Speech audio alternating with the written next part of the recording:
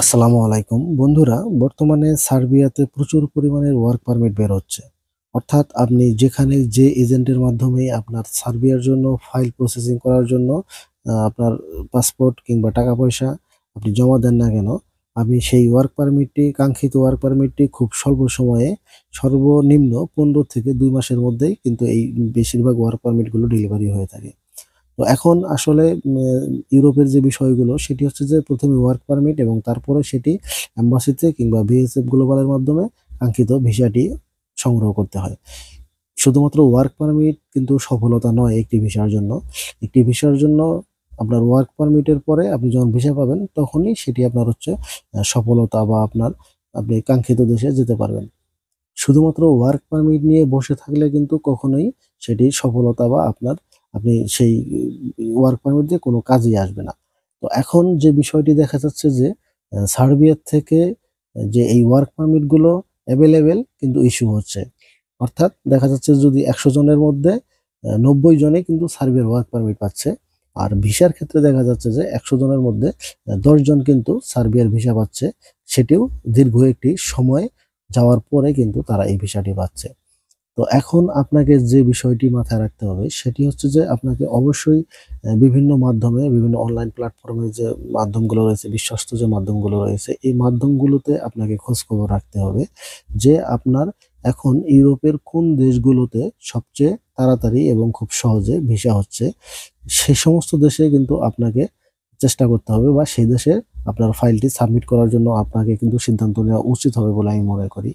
এখন এখানে একটি বিষয় হচ্ছে যে সার্বিয়া কিন্তু ইতিপূর্বে ওয়ার্ক পারমিট এবং ভিসা রেশিও অনেক ভালো ছিল।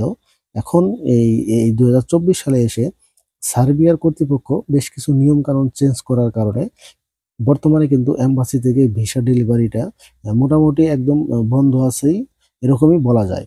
যে ২-১টি করে ভিসা তারা দিচ্ছে সেটি হচ্ছিল স্টিকার ভিসা, এবং পূর্বের ২০২৩ সালে যারা এই পারমিটগুলো জমা দিয়েছিল তাদেরকে তারা এই অল্প, অল্প করে ভিসাগুলো দিচ্ছে। তো এমন একটি পরিস্থিতিতে আপনাকে এখন যে সিদ্ধান্তটি নিতে হবে সেটি হচ্ছে যে যেহেতু সার্বিয়ার কর্তৃপক্ষ একটি নতুন নিয়ম চালু করেছে। আর একটি নতুন নিয়ম চালু করার কারণে কিন্তু সেখানে বেশ কিছু সমস্যা এবং বেশ কিছু নিয়মকানুন চেঞ্জ করতে হয়, এবং অনেক কিন্তু এটা একটা সময়ের বিষয় আছে এখানে।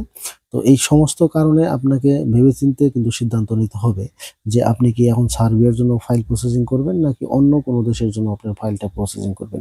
এই বিষয়ে আমি আরো বেশ কয়েকটি ভিডিও আপলোড করেছি আমার চ্যানেলে, যে আপনারা একসঙ্গে দুটো দেশের জন্য আপনারা কিংবা ৩টি দেশের জন্য আপনারা একসঙ্গে আপনার এজেন্টকে ফাইল সাবমিট করতে বলবেন। সেক্ষেত্রে দেখা যাবে যে আপনার যে পারমিটটি, কাঙ্ক্ষিত দেশের পারমিটটি নাও আসলে আপনি অন্য দেশের পারমিটটি যদি দ্রুত গতিতে পেয়ে যান, তাহলে কিন্তু আপনার ভিসা হওয়ার চান্সটা অনেক বেশি থাকবে। তো এরকম কিছু ওয়ে রয়েছে, এরকম কিছু রাস্তা আছে যে রাস্তাতে আপনাকে অগ্রসর হতে হবে আপনার ইউরোপের স্বপ্ন পূরণ করার জন্য।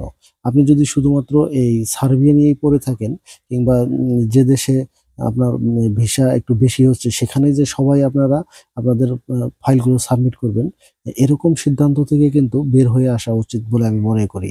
এজন্য আপনাকে বেশ কিছু পদ্ধতি অবলম্বন করে আপনাকে সিদ্ধান্ত নিতে হবে যে এখন বর্তমানে কোন দেশের ভিসাগুলো সবচেয়ে সহজে ডেলিভারি হচ্ছে। এরকম আপনাকে কিছু সিদ্ধান্ত নিতে হবে।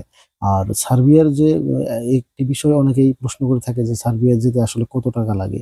দেখুন, এই বিষয়টি হচ্ছে যে এটি সম্পূর্ণ এজেন্টের উপর নির্ভর করে। একেকজন এজেন্ট একেকভাবে ফাইল প্রসেসিং করে। একেকজন একেকভাবে প্রফিট করে থাকে। এজন্য আসলে এটি নির্ধারিত করে বলা সম্ভব নয় যে আপনার সার্বিয়া যেতে এক্সাক্টলি কত টাকা লাগতে পারে। এটি সম্পূর্ণই আপনার এবং আপনার এজেন্টের উপরে নির্ভর করবে। আপনার অনেক সময় দেখা যায় যে এটি আপনার কাজের উপরেও নির্ভর করে যে আপনি কোন কাজের উপরে আপনি সার্বিয়াতে যেতে চাচ্ছেন। সেটার উপরেও আপনার এই অ্যামাউন্টটি অনেক সময় নির্ভর করে থাকে। তারপরে এখানে আরো কিছু বিষয় নির্ভর করে যে আপনি যদি দক্ষ হয়ে থাকেন সেক্ষেত্রেও আপনার হয়তোবা কিছু টাকা কম লাগতে পারে।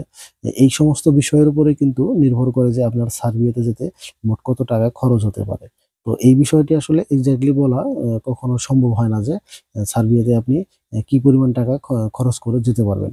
তবে আপনি এই বিষয়টা নিয়ে অবশ্যই যারা সার্বিয়ার জন্য ইতিপূর্বে ফাইল সাবমিট করেছে তাদের সঙ্গে একটু যোগাযোগ করবেন। তাদের সঙ্গে কমিউনিকেশন করে আপনি এই বিষয়টি সম্পর্কে একটি স্পষ্ট ধারণা নিতে পারেন, এবং সেই হিসাবে আপনি আপনার এজেন্টের সঙ্গে কথা বলে তারপরে কিন্তু আপনি আপনার ফাইলটি প্রসেস করতে পারেন।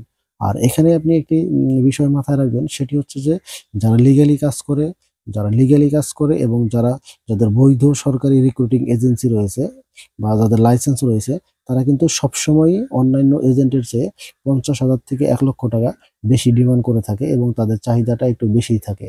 তো এই ক্ষেত্রে আপনাকে সিদ্ধান্ত নিতে হবে যে আপনি কম টাকাতে আপনার ফাইলটি সাবমিট করবেন, নাকি এমনি একটু বেশি টাকা হলেও আপনি নিশ্চিন্তে আপনার ফাইলটি সাবমিট করতে চান। এই বিষয়টি আপনাকে অবশ্যই মাথায় রাখতে হবে।